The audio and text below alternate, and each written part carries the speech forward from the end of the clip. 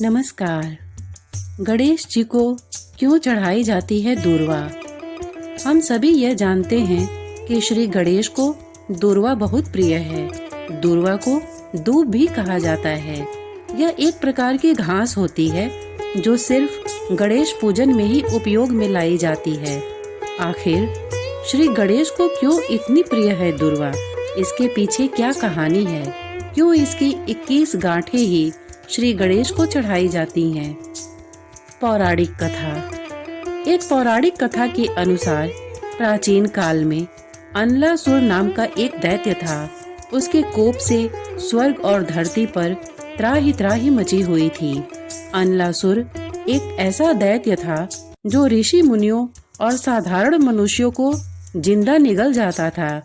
इस दैत्य के अत्याचारों से त्रस्त होकर इंद्र सहित सभी देवता, ऋषि मुनि भगवान महादेव से प्रार्थना करने जा पहुँचे और सभी ने महादेव से यह प्रार्थना की कि वे अनलासुर के आतंक का खात्मा करें।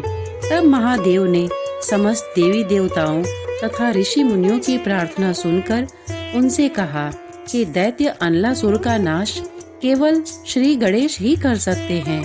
फिर सबकी प्रार्थना पर श्री गणेश ने अनलासुर को निगल लिया। तब उनके पेट में बहुत जलन होने लगी। इसी परेशानी से निपटने के लिए कई प्रकार के उपाय करने के बाद भी जब गणेश जी के पेट की जलन शांत नहीं हुई, तब कश्यप ऋषि ने दूर्वा की 21 गांठें बनाकर श्री गणेश को खाने को दी। यह दूर्वा श्री गणेश जी ने ग्रहण की। तब कहीं जाकर उनके पेट की जलन शांत हुई। ऐसा माना जाता है कि श्री गणेश को दूर्वा चढ़ाने की परंपरा तभी से आरंभ हुई। आइए अब जानते हैं गणेश जी को तुलसी क्यों नहीं चढ़ाते।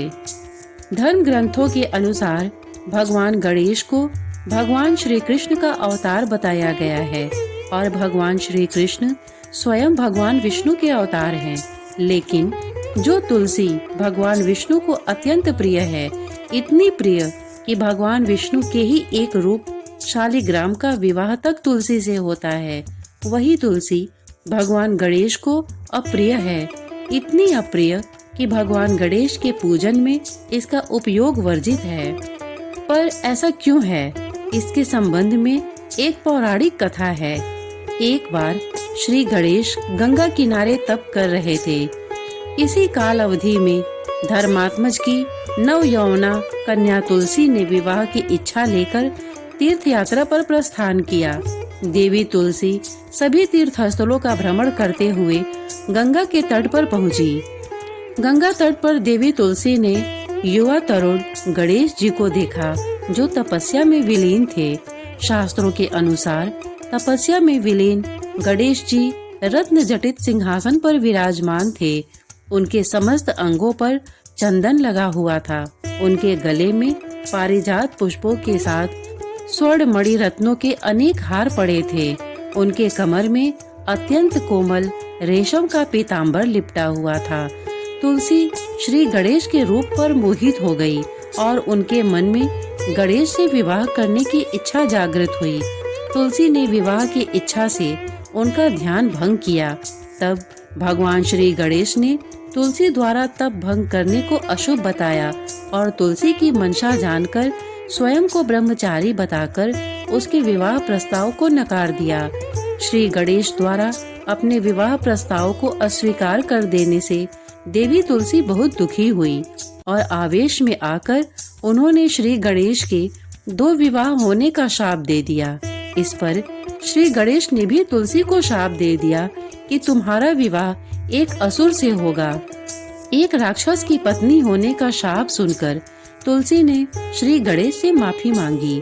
तब श्री गणेश ने तुलसी से कहा कि तुम्हारा विवाह शंखचूड़ राक्षस से होगा, किंतु फिर भी तुम भगवान विष्णु और श्री कृष्ण के प्रिय होने के साथ ही कलयुग में जगत के लिए जीवन और मोक्ष देने वाली होगी।